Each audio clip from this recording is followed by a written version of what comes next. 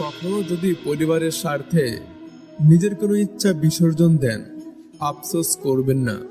নিজেকে ভাগ্যবান অথবা ভাগ্যবতী ভাবুন এই বলে যে আপনি পরিবারের জন্য কিছু করার সুযোগ পেয়েছেন। পৃথিবীতে বহু মানুষ আছেন যাদের পরিবার থাকলেও কিছু করার সামর্থ্য থাকে না, আবার কারো সামর্থ্য থাকলে পরিবার থাকে না। যুগের অথবা সময়ের প্রভাবে সবাই যেদিকে যাচ্ছে সেদিকে না গিয়ে নিজের আগ্রহের বিষয়ের পেছনে ছুটুন। সম্পদ কমে যাওয়ার ফলে যদি দুশ্চিন্তা হয়, তবে হায়াত কমে যাওয়ার ফলে তোমার কান্না করা উচিত। তুমি অপেক্ষা করতে পারো, কিন্তু সময় অপেক্ষা করে না।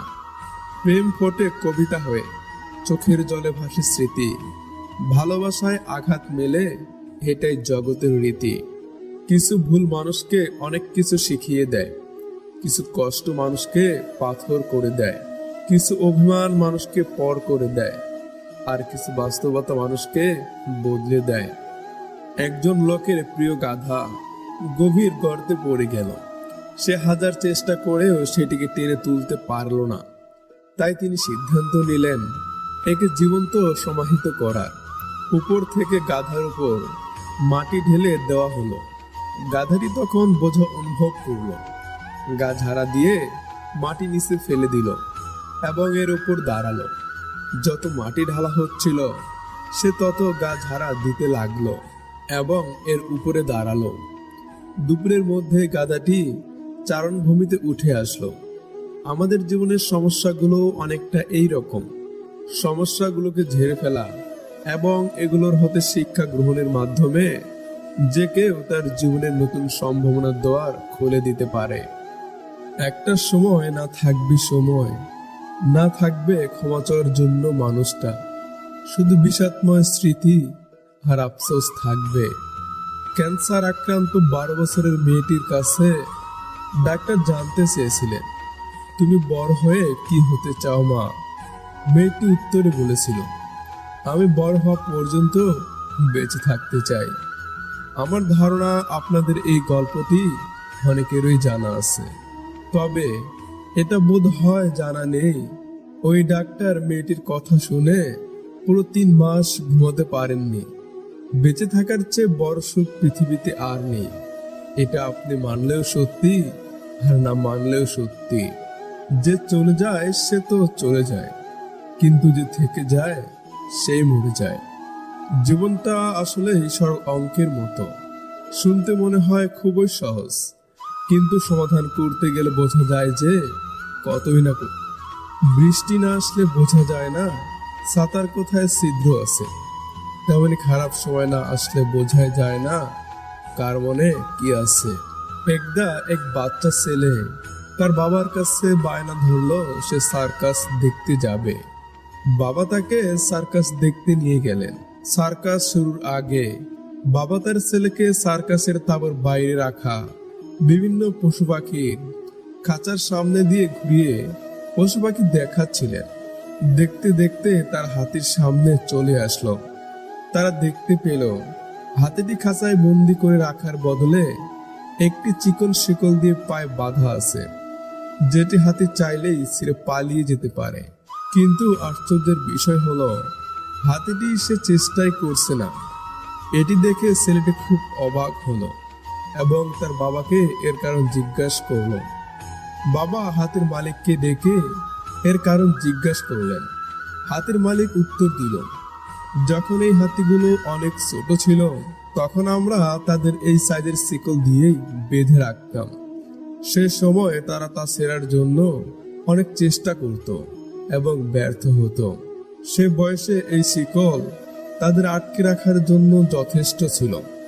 এই অবস্থায় যখন তারা বড় হতে থাকে তারা বিশ্বাস করে নেয় যে এই শিকল ছাড়া কখনোই সম্ভব নয়।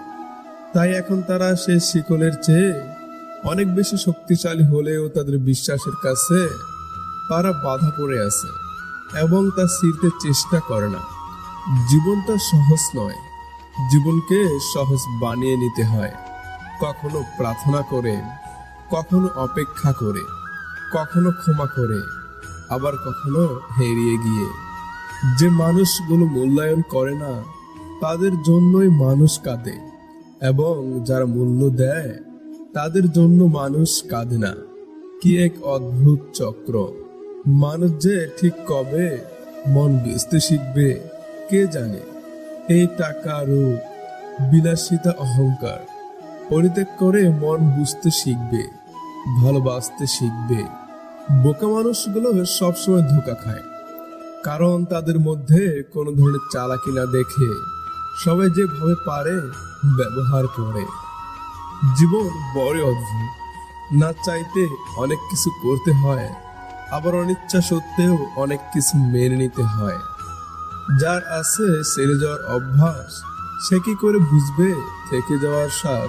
পাওয়ার আগে সবই ভালো, পেয়ে গেলেই ফুরিয়ে গেল। পৃথিবীতে সাধনা ছাড়া যে যেটা পেয়ে গেল তার কদর সে বুঝতে পারে না। হতাশ হওয়ার কিছুই নেই। যেটা তোমার তকদিরে লেখা সেটা দেরিতে হলেও তুমি পাবে। শুনেছি কাউকে খুব বেশি ভালোবাসলে নাকি সে ছেড়ে চলে যায়। তাই ভাবছি আজ থেকে দুঃখকে খুব ভালোবাসবো। 24 বছর বয়সী এক ছেলে ট্রেনের জানালা দিয়ে বাইরে দেখছিল আর চিৎকার করে বলছিল, বাবা দেখো গাছগুলো সব পিছনের দিকে চলে যাচ্ছে।